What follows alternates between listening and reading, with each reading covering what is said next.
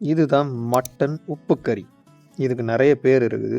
வாங்க எப்படி பண்ணலான்னு பார்த்துடலாம். முதல்ல மட்டன் எடுத்து சின்ன சின்னதாக வெட்டிக்கிட்டோம். எந்த அளவுக்கு சின்னதுன்னா, நான் உங்களுக்கு வீடியோவில் காமிக்கிறேன் பார்த்தீங்களா, இவ்வளோ சின்னதாக இருந்தால் மட்டும் போதும். இது நார்மலான சைஸ் தான். இதை அப்படியே எடுத்து வேக வைக்கணும். எப்பயும் போல் சின்ன ஆடாக இருந்தால் வந்து 3லேருந்து 7 விசில், இல்லை கொஞ்சம் நல்லா முத்துன ஆடுனா வழக்கம் போல் இன்னும் கொஞ்சம் அதிகமாக வச்சு நல்லா சாஃப்டாக உடையிற அளவுக்கு வேக வச்சுக்கோங்க. இவ்வளவையும் நீ உப்பு கறி பண்ண போகிறேன்னு கேட்டால் அது கிடையாது. இது நிறைய டிஷ்ஷுக்காக வாங்கினது, கொஞ்சமாக பண்ண போகிறோம். அதை தெளிவாக காமிச்சிட்றேன். இப்போ வந்து என்னென்னா, இதை எடுத்து வச்சுக்கோங்க. இப்போ நம்ம வேக வச்ச மட்டனில் வந்து உங்களுக்கு வேணுங்கிற அளவு எடுத்து வச்சுக்கோங்க. இது காலையில் வந்து சைட் டிஷ்க்காக யூஸ் பண்ணுறது. ஸோ அவ்வளோ எடுத்தால் போதும். இது அப்புறம் என்ன பண்ணி வச்சுருக்கிறேன்னா, ஒரு சட்டி எடுத்து வச்சுட்டு அதில் கடலெண்ணெய் இல்லைனா நல்லெண்ணெய் 2 எது வேணாலும் ஊற்றலாம். கடலெண்ணெய் நாங்கள் ஊற்றிக்கிட்டோம். ஊற்றிட்டு கடுகு போட்டு கடுகு வெடிக்கிற அளவுக்கு வெயிட் பண்ணணும். கடுகு நல்லா வெடித்து பொரிஞ்ச உடனேவும் சின்ன வெங்காயம், கருவேப்பில்லை, அது போக வந்து வரமிளகா 3ஐயும் சேர்த்து போடுங்க. தனித்தனியாக போட்டிங்கன்னா வரமிளகா கருகிரும். ஸோ 3ஐயும் சேர்த்து போட்டு வதங்குற அளவு பார்த்துட்டு இப்போ லைட்டாக உப்பு போடுங்க.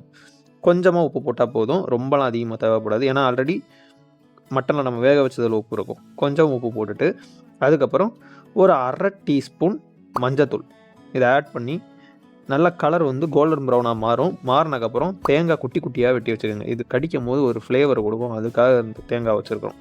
இதை சொல்லும் போது எனக்கு பசிக்குது, அதனால தான் ஒரு மாதிரி திணறேன். இருந்தாலும் பரவாயில்ல.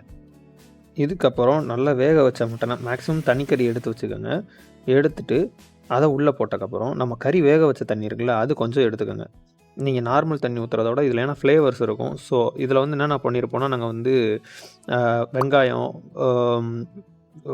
சீரகம் இதெல்லாம் போட்டு அரைச்சி இதெல்லாம் சேர்த்து வேக வச்சுருப்போம். ஸோ அந்த ஃப்ளேவர்லாம் இருக்கும். ஸோ கொஞ்சமாக அதை ஊற்றி அது லைட்டாக போனோம் வற்றிடும். நீங்கள் ஆல்ரெடி மட்டன் நல்லா வெந்திருக்கனால ரொம்ப நேரம் நீங்கள் வேக வைக்கணும்லாம் அவசியம் இல்லை. அந்த ஃப்ளேவர் கலந்தால் மட்டும் போதும். இதை நீங்கள் அப்படியே எடுத்து என்ன பண்ணலான்னா, சூடாக நல்லா சுட இட்லி வந்து வேக வச்சு அதை அப்படியே எடுத்து ஒரு தட்டில் வச்சு, தட்டில் இதை நல்லா கொஞ்சம் அப்படியே எடுத்து நிறைய அப்படியே வச்சு கொஞ்சம் நீங்கள் அப்படியே வச்சு சாப்பிட்டீங்கன்னு வச்சுக்கோங்களேன், எங்கேயோ போயிடுவீங்க. இது போக வந்து என்னென்னா, கீழே சப்ஸ்கிரைப் பண்ணிடுங்க, மறந்துடாதீங்க.